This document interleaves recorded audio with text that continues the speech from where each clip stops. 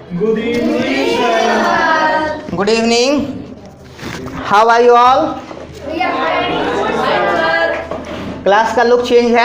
Yes, sir. चलिए, शिक्षक दिवस की बहुत अच्छी आप लोगों ने व्यवस्था किया है, इसके लिए आप लोगों को तहे दिल से धन्यवाद, है ना।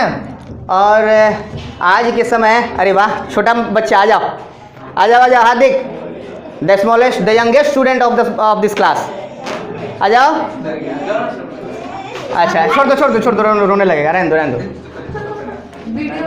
तो देखिए, यूजुअली क्लास में हम लोग फिजिक्स पढ़ते हैं, मैथ्स पढ़ते हैं, केमिस्ट्री पढ़ते हैं, बायोलॉजी पढ़ते हैं, लेकिन आज जो कुछ भी आप लोगों ने सरप्राइज़ अरेंज किया है, जो प्लान किया है, उससे पहले मैं आप लोगों को कुछ बोलना चाहता हूँ।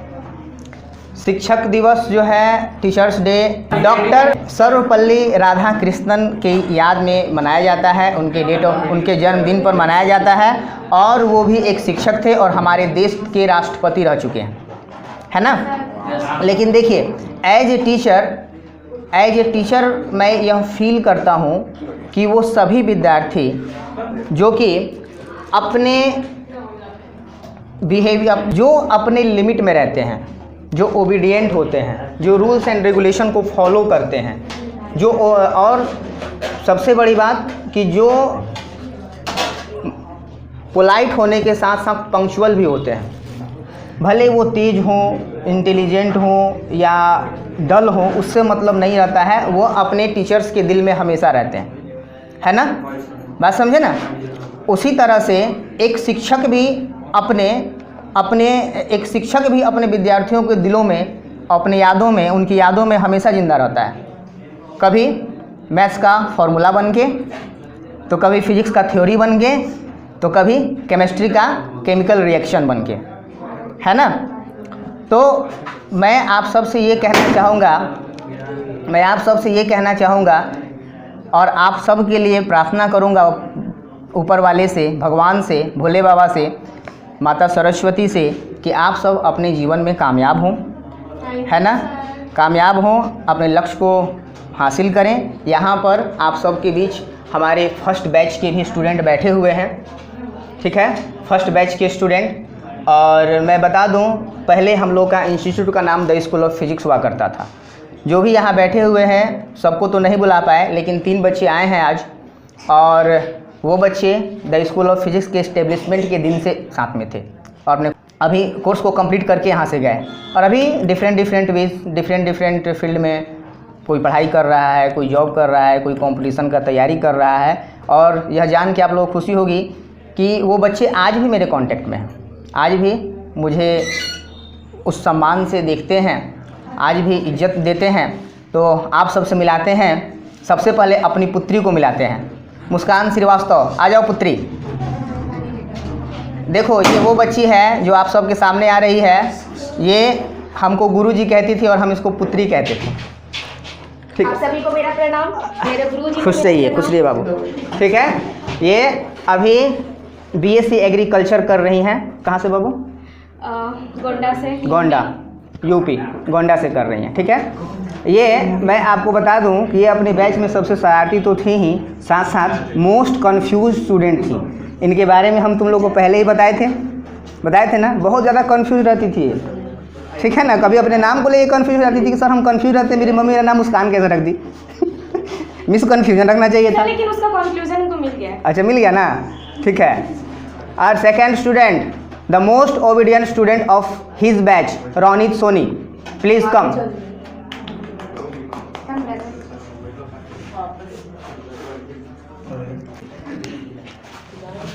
ये खुश रहो बेटा।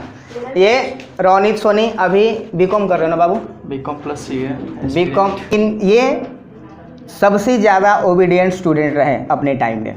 और हाँ, एक और स्टूडेंट यहाँ पर मौजूद है, उनसे ही पहले मिला दें, फिर लोगों की बातें करेंगे। अभिषेक सराफ, थर्ड स्टूडेंट। खुश रहिए। ये अभिषेक सराफ हैं। जय श्री राम एवरीवन। आप लोग बोलिए राधे राधे, है ना। तो ये दोनों विद्यार्थी हैं जो बहुत ही ओबीडियंट रहे और अपने हर मतलब उसको कहते हैं ना, गुरु के प्रति समर्पण और मर्यादा, हमेशा मर्यादा में रहे, है ना। ये लोग 2018 से इस कोचिंग के द स्कूल ऑफ फिजिक्स के इस्टेब्लिशमेंट के साथ रहे और इन्फिनिटी एडू पॉइंट के इस्टेब्लिशमेंट के समय से भी हम लोग के साथ थे।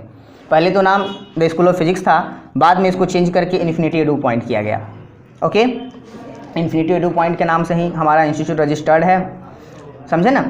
तो ये सब विद्यार्थी हैं और इन लोगों की एक ख़ास बात बताएं, जब ये लोग मेरे पास पढ़ने आए थे उस समय इन लोग का लेवल काफ़ी कम, मतलब बहुत डाउन हुआ करता था। मैथ्स हो या फिजिक्स हो, बहुत मुश्किल से समझ में आती थी इन लोगों को। लेकिन एक समय ऐसा आया, मेरा मेहनत और इनका मेहनत बहुत रंग लाया, और एक समय ऐसा आया जब इन लोगों को पढ़ाने के लिए, इन लोगों को कोई क्वेश्चन समझाने के लिए कभी भी बोर्ड पर जाने की ज़रूरत नहीं पड़ती थी।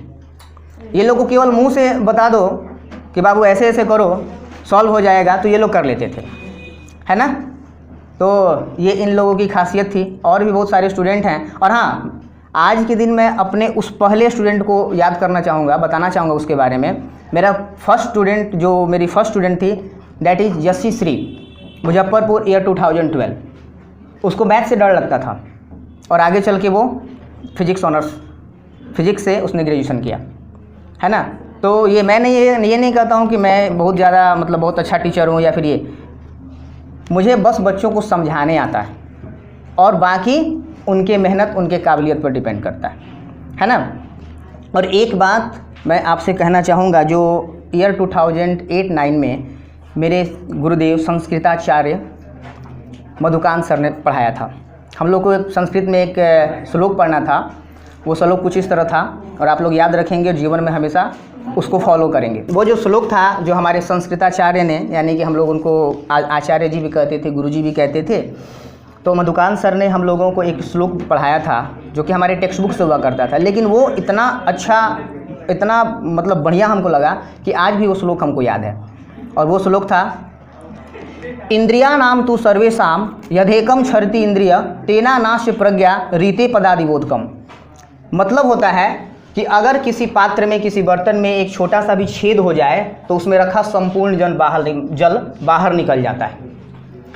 उसी तरह से अगर मनुष्य की इंद्रियों में से कोई एक इंद्रिय भी क्षरणशील हो जाए तो मनुष्य की बुद्धि भ्रष्ट हो जाती है और उसका पतन हो जाता है ना।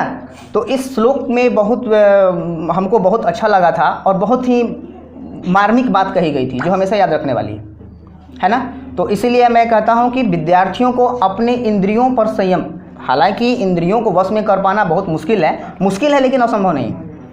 कोशिश करो कि वो देखें जो हमारे लिए सही है, वो सुने जो हमारे लिए सही है, वो बोलें जो दूसरों को अच्छा लगे और मर्यादित हो, है ना। ऐसा खाएं जो हमारी परंपरा को, जो हमारे मतलब कि क्या बोलते हैं, सभ्यता और संस्कृति, हमारे धर्म से रिलेटेड हो, है ना। क्योंकि ऐसा ये भी कहा जाता है, दीपो भक्षते ध्वानंतम कज्जलम च प्रसूत्यते यदनम भक्षते नित्यम जायति त्रदस्ता दृषि प्रजा। मैथ्स फिजिक्स के अलावा हम केमिस्ट्री मतलब संस्कृत भी अच्छा पढ़ते थे, इसलिए कुछ श्लोक याद है और बहुत सारे मंत्र भी याद हैं, है ना।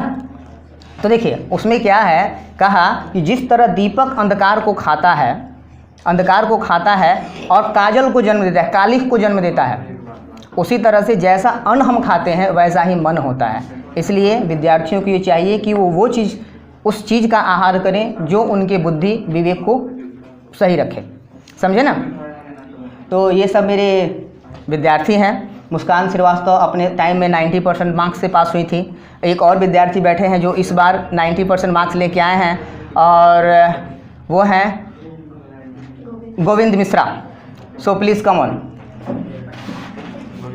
हाँ आप लोग जाइए आराम से, धीरे धीरे रुक जाइए, पैर नहीं छूइएगा, आप ऐसे ही ब्राह्मण हैं आप, पाप लगेगा गुरुजी को, है ना।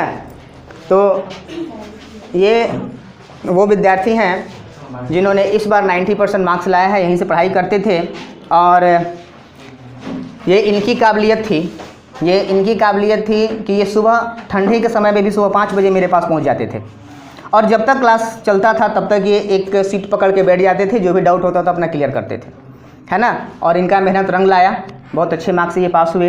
ये एसएबी में पढ़ते हैं, एसएबी है ना? अब नहीं, अब ये इंटरमीडिएट में मैथ से कर रहे हो ना बाबू? आईएससी मैथ से कर रहे हैं, है ना? ठीक है, ओके, वेलकम।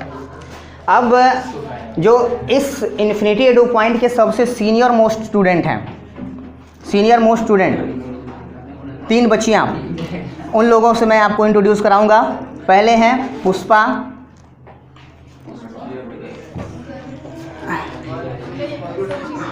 खुश रहो बाबू, खुश रहो, और खुशबू, आप लोग आके बस खड़ा रहना है,